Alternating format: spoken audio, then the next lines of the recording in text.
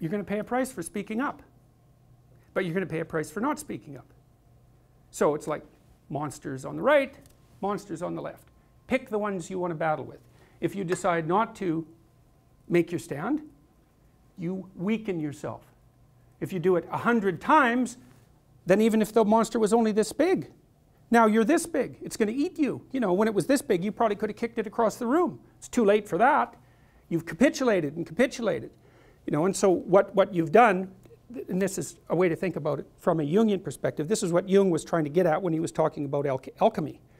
It's like the thing that pops up to object to you is this incredibly complex entity. It's the entire world encapsulated in the event. If you interact with it, you unpack it. You differentiate your sense of the world, and you gather new skills. So for example, let's say there's something going on at your workplace and you need to object to it because it's driving you crazy, and you talk it over with your wife so that you've got your head screwed on straight. You say, oh, I've got to say something.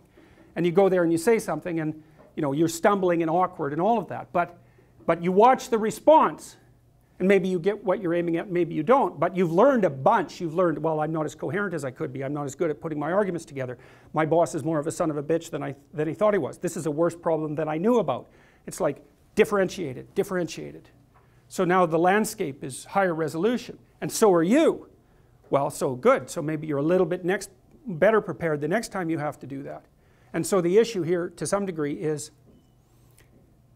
don't lose an opportunity to grapple with something that objects to you, especially when the objection is rather small.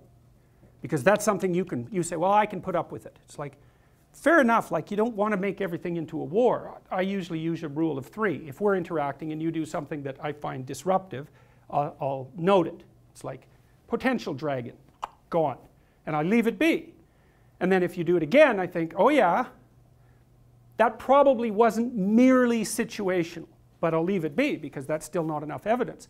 But if you do it a third time, then I'll say, hey, I just noticed this. And you'll say, no, that didn't happen. And I'll say, yeah, not only did it happen, but it happened here and it happened here, and I'm not making this up. So there's something going on here, like I'm not ignoring it, and we can get to the bottom of it. And then they'll come up with a bunch of objections about why that isn't necessary, and you push those aside, and they'll come up with a few more objections, and they'll push those aside, and then usually they'll get mad or burst into tears, and if you push that aside, then you get to have a conversation.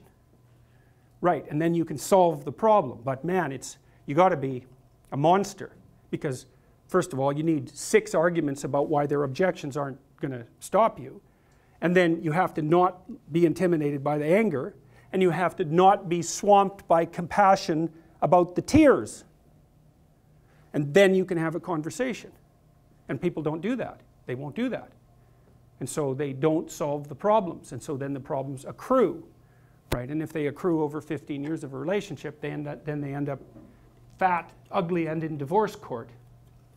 So, and that's, you know, that's not a great outcome. It's divorce court and cancer are similar in their seriousness. Not always, but sufficiently often.